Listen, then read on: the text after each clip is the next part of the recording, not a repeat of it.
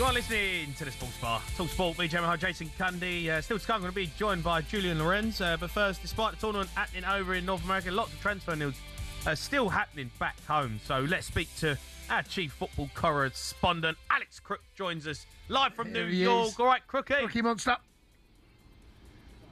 Howdy, boys. How you feeling, mate? Looking nice over there. Weather looks lovely. Yeah, I tell you what, it's absolutely gorgeous tonight. Into the early evening, we're on the rooftop of our accommodation in Lower East Side in New York City. I'm off to watch Louis Tomlinson in concert tonight, but it's only heading in one direction. That's Miami this weekend for England. Yeah. Look, we'll talk about a bit of England coming up, but let's talk about some transfers because Andre Santos to Man United, I didn't see that one coming, but 50 million. Yeah, we got a few ramblings about this time last week that Andre Santos has been added to quite an extensive list of midfield targets for Manchester United. Obviously, Matheus Fernandes signing for Spurs, I think was a bit of a blow, although United pulled out when the asking price got to as high as 85 million. They would have loved to have signed Elliot Anderson, but he was only ever, I think, going to Manchester City. And this compared to those two, and maybe Adam Wharton, who could be attainable, Carlos Baleba, not sure it gets the juices flowing for Manchester United fans. It's £48 million up front, another £2 million in add-ons. He's a decent player, Andre Santos, Jace, but by no means a first-team regular at Chelsea. And if United are looking to kick on to make any kind of title challenge, or even just cement themselves in the top four next season, I think they need a bit more than this. Well, he's not going to get ahead of Moises Caicedo, is he? That's the problem. And the problem we got is Lavia, because Lavia's injury record is, he's not as good as Lavia either. But he was a good backup, and he's someone that came in. I think it's quite heavy, the price. There's a good player in there. There's no question about that. But I don't know, at this stage of his career, it does feel top heavy. That. Yeah, I'd agree, and it'll be interesting to see now what knock-on effects this has for the deal with Ederson coming from Atlanta, because they seem quite a similar profile. I know he's started the first part of his medical. He's going to have the second part of his medical in Manchester, and sources confirming that that's going to be quite a rigorous medical examination. Then Manchester United will decide whether to pursue that deal or not. But they do need another midfield body at least, maybe two, because Casemiro obviously has left on a free transfer, and Manuel Ugarte, who would have been sold, has picked up quite a serious knee injury over here at the World Cup. What about Garnacho? He's for sale this summer, revealed on talkSPORT back in April. Been a bit of a disaster couple of years for the boy. Yeah, I mean, he was quite cocksure of himself, wasn't he, when he swapped Old Trafford for Stamford Bridge. Publicly, I think, said it was a step up, but by no means a regular at Chelsea. Quite frustrating, I think, a lot of Chelsea fans watching him when he was playing. So, yeah, no surprise. I don't think they're keen on a loan deal, Chelsea. I think it would have to be a permanent transfer, and they would look to recoup most of the money they paid Manchester United for him last summer. But that's certainly not one that got away as far as United are concerned, and I think you can understand why Chelsea want to move on from Garnacho.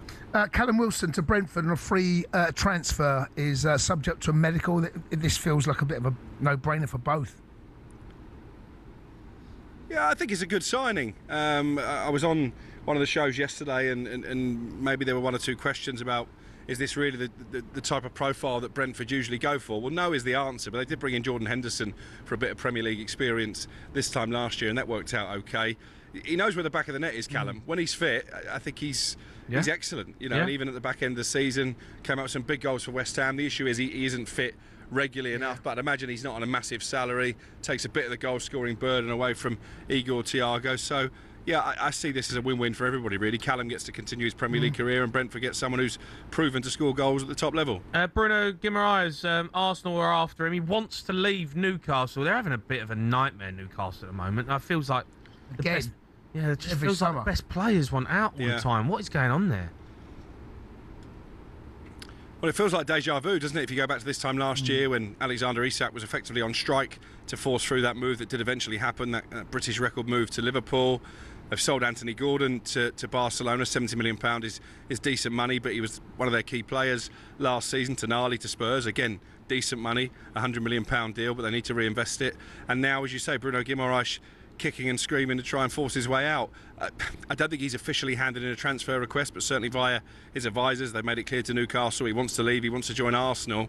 I think it will take a bit more than the 60 million quid that Arsenal seem willing to pay. I think Newcastle value him a lot higher than that. But yeah, another tough summer for Eddie Howe and potentially a tricky season ahead as well for Newcastle. Okay, maybe some good news for Newcastle. They're open talks with Freiburg to sign Johan Manzibi. Tell us a bit more about that.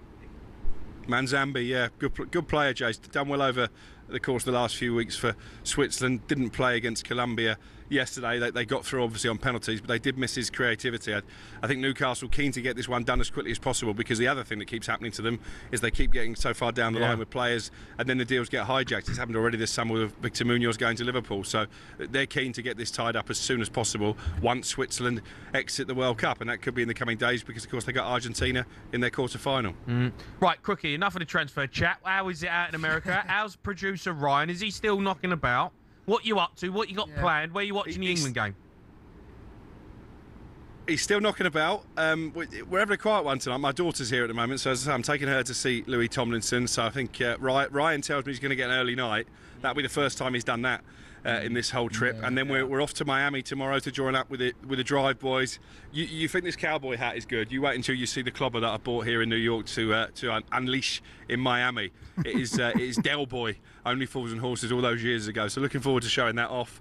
And we are going to be inside the stadium, hopefully, to see England beat Norway. I'm really confident about this, Jamie and Jason. Yeah. I wasn't confident about the Mexico game because of all the factors that would have counted against us. But I think we've got the measure of this Norwegian team. I think we've got the players to go through and set up a semi-final of Argentina. And while I've got you, I've caused a bit of controversy over here, unsurprisingly. We were watching the Argentina game yesterday in one of the local sports bars just over the bridge in Williamsburg, and I was the only member of the talkSPORT team cheering for Argentina. Now, that may sound weird, but my logic to this is that if England are to reach a World Cup final, I want them to do it by beating Messi and Argentina and laying to rest those ghosts from France '98, as opposed to maybe getting an easier route against an Egypt or a Switzerland. Do you understand that, or am I bonkers? No, I don't care. Yeah. I honestly, I hear where your head's at. I don't care, mate. And I want to play the crappiest team we can. Yeah. Give me Switzerland. Yeah. Yeah. Yeah. But wouldn't it be more satisfying if we're there in Atlanta? No one's going to remember knockout Messi. World Cup final winners. No one will. cares, mate. We win a World Cup. I don't care who we play. Whenever you get the draw in the FA Cup, Crookie, right, you never ever want the hardest team still left in it. You don't. And this is the same route. You want the easiest route you through. Don't care. Win it. Go and win it. Don't care who we play. Couldn't care less, mate. Honestly.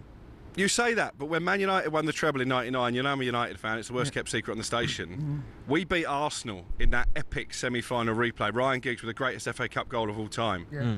Would that have meant the same if we were playing Queen's Park Rangers? Yeah. Yeah, I think it would. Yeah. It's a treble. Win a Make treble. history. We win the World Cup, mate. No one's going to care. It wouldn't. No one's going to care. It's simple. I'm in a minority. What can I say? Yeah, you are. I'm in a I minority. think you're on your I own don't there, care, I matey. don't care less. You're on your own. It'll be nice, don't get me wrong, but give me Switzerland all day. Listen, before we get any further, boys, We've got to beat Norway. let's get past Norway, all right? Agreed. Let's just Agreed. do that, because I'm not, But I think we will, Jason. Listen, I I agree. also feel... I watched the celebrations for Norway after they won the game against Brazil, which again is a massive achievement, although it's not the same Brazil side that we're used to seeing. But they just were so emotional and so elated. I just wonder if that's their moment, and ours is still to come. Again, I don't care who I play, Norway, but I couldn't get. I want the best. I want to just make sure that England turn up, putting our best foot forward. And I agree. I think we'll beat them, but I'm not saying it's going to be easy. Crookie, you're a star, mate. Cheers, Speak to you Crookie. soon. Cheers, boys. Have a good night. All right, Alex Crook there, chief football correspondent. Up next, we're going to speak to French football expert Julian Lorenz is coming on. We're going to talk about the quarter-final between France and Morocco. It's live on talkSPORT.